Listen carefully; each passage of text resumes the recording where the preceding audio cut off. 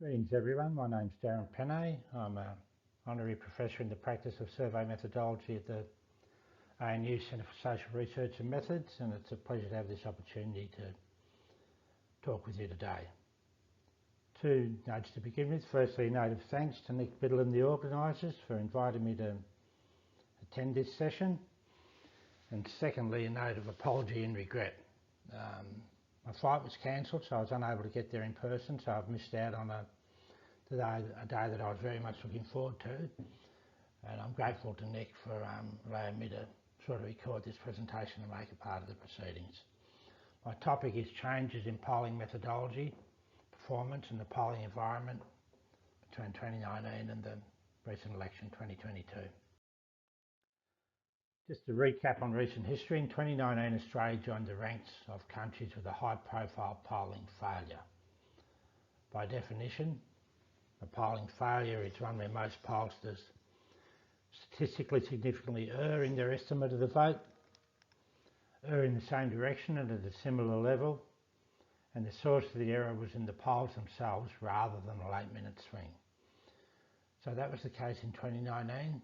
What I'm interested to talk with you about today is how did the industry and how did the pollsters react to this polling failure. The reaction was swift.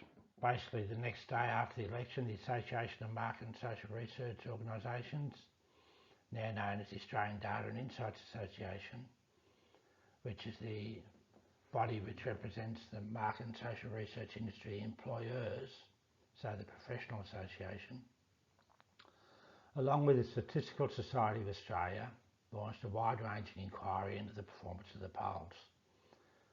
It was a very, very comprehensive report, and for those of you that are interested in taking a look at the state of play in 2019 with respect to polling and the polling industry more generally, the report can be found on this link here. Most of the pollsters only grudgingly cooperated with the inquiry, but most also committed to undertaking their own in-house reviews. Several of the polling organisations got together to form the Australian Polling Council, which has established its own code of practice with a stated aim of advancing the quality and understanding of public opinion polling in Australia. So, what was the outcome from this reaction and what sort of changes did it bring about? Looking at the methodological changes and between the last election and the most recent one, Essential decided to, in effect, no longer produce an election forecast. What it does is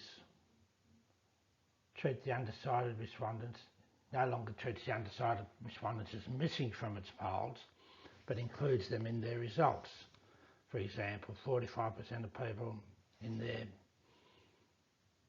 45% of respondents in their poll say they support the ALP, 45% the coalition, and 10% don't know. So they leave that don't know within their results, so they're actually not producing a final projection of what the final vote might be.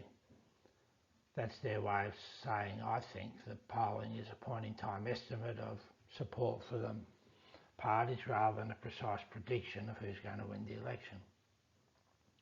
They also changed the way in which they calculated the two-party preferred vote from using the previous election as an estimate of to allocate the 2PP vote to using preferences as stated by their respondents.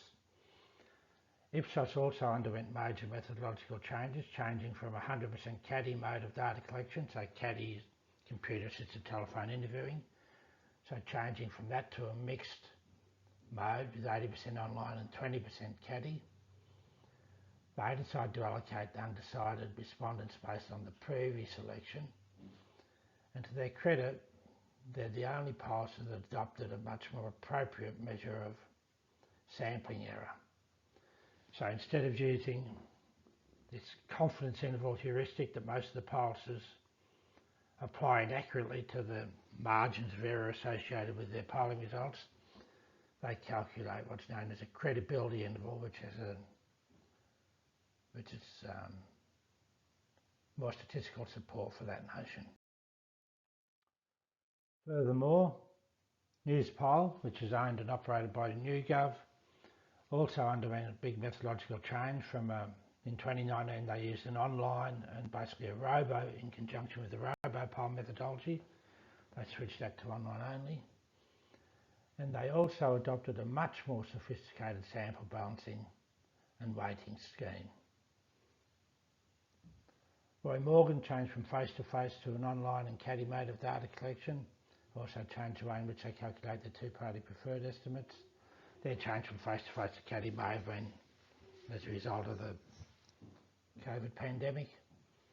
And the new entrant Resolve, most of their polls are online only, but their final poll of the election campaign was online in conjunction with the computer-assisted telephone interviewing. The way that they ask the voting intention questions differs from the other pollsters insofar as they do not offer a don't know option. Their argument is to replicate what would take place in the polling booth, where you tick the boxes, you don't have a don't know, undecided option, and they calculate the two-party preferred vote based on flows from the previous election. So there were some very profound methodological changes. This is the first election in probably many decades where there hasn't been a method, using 100% computer-assisted telephone interviewing. But there's inherent danger in making these sort of methodological changes, and I like it to, because you're looking at the past trying to predict the future. I liken it to driving along the road trying to navigate where you're going while just looking in the rear vision mirror, fraught with danger. So let's see how they in terms of the performance of the polls in 2022. The crudest metric of all is, did they call the right result? So in 2019, you can see there, the third bottom row, none of the pollsters that were being measured, who produced published national opinion polls throughout the election campaign, called the right result with their final poll. This year they all did. So going back over the last 11 elections to 1993, which is when the pollsters all started producing a two-party preferred estimate, we can see that the Australian pollsters have a 75% success rate in calling the right result. The only comparable figure I could find was one produced by Nate Silver, the famous US polling aggregator, who looked at the success rate of US pollsters over the period 98 to 2018 and found that they had a 79% success rate, so Australia is comparable in that regard. But looking at more statistical metrics as to how well the polls performed in 2022, if you look at the first, second, third, fourth column along, headed LNP, what we're showing in these columns for each party is the average error in percentage point terms that the pollsters estimate differed from the actual vote, or the vote as 89% of the vote counted. So looking at Essentials LNP estimate, their estimated support for the LNP was 0.3 percentage points different than what the vote count suggests at this stage. So we'd give them a pass mark for that, surely. Ipsos was 2.7 percentage points out in terms of absolute error, not plus or minus, etc. So if you read down to the bottom of that column, you can see that the average polling error, excluding Essential, for the reasons I mentioned before, was 1.3% in the estimate of the LNP vote compared to 2.8% in 2019. Working your way along, you can see an improvement in the ALP vote across the board from 2.6% to 2%.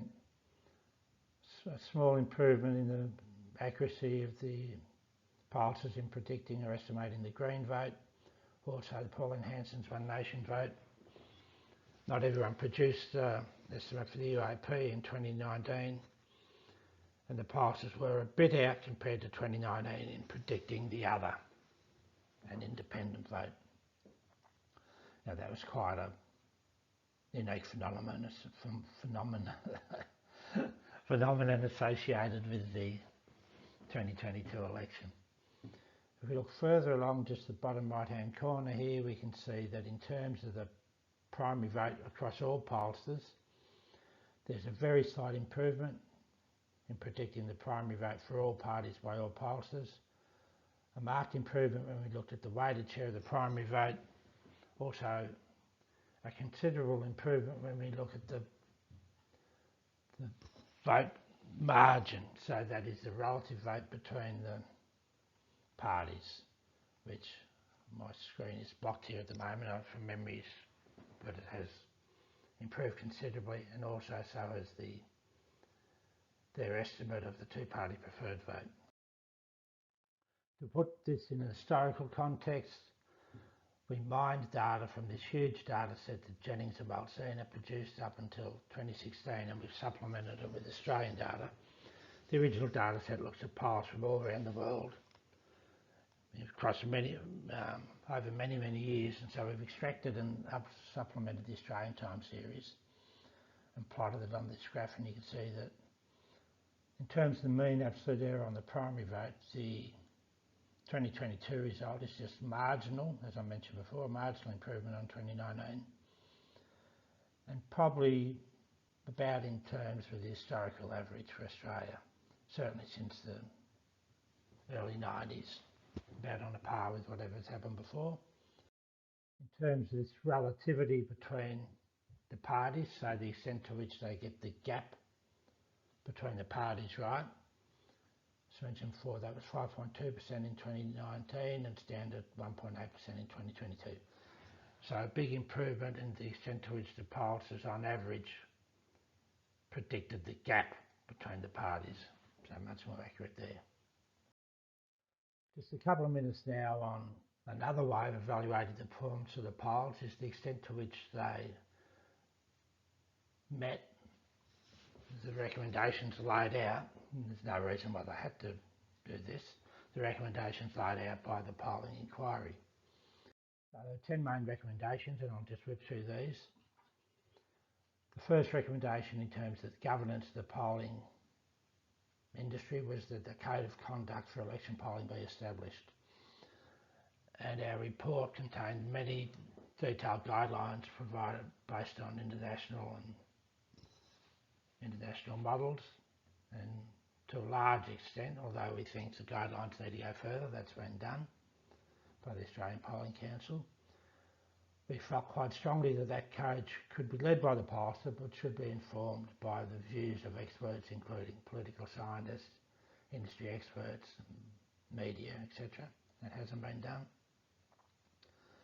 We felt fundamental to the integrity and reputation of the code was that there should be enforcement and compliance standards. That hasn't been done as yet, but I believe it may be. We also recommended the need for more effective sample balancing and weighting strategies. I've mentioned that hasn't been done by, I think it was Newspoll in particular, but it hasn't been done across the board, so I'll give them a sort of wait and see on that one. Developing alternative models for estimating the two-party preferred vote, but wait and see on that one. Dealing with uncertainty. So Ipsos has developed a much better margin of error measure, this credibility interval, but that hasn't been done across the board. But across the board, pollsters are now routinely reporting the proportion of don't know voters in their samples, respondents in their samples, so that's a... The inquiry report recommended the adoption of 24 disclosure standards, 19 mandatory and 5 desirable. 15 out of those 19 have been adopted, so you have a tick there, but further work to be done. It was felt that these standards that were recommended need not only apply to election polls, but should apply to all publicly released opinion polling produced by the Market and Social Research Society. That hasn't been done. We felt that it was essential to get the media outlets on side and supportive of this code of behaviour and code of practice in order to have the media choose to work with pollsters that complied and publicly complied with the commensurate standards. That hasn't been done.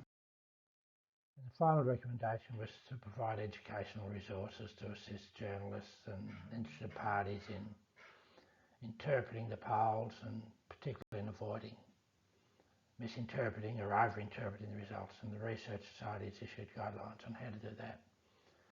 So in all, I think I gave 4 pass marks, a couple of wait and sees, and pending further action on some of the others, but I don't want to belittle the efforts of the Polling Council or the response of the pollsters. I think genuine good efforts were made to rectify the polling failure of 2019, and I hope they continue to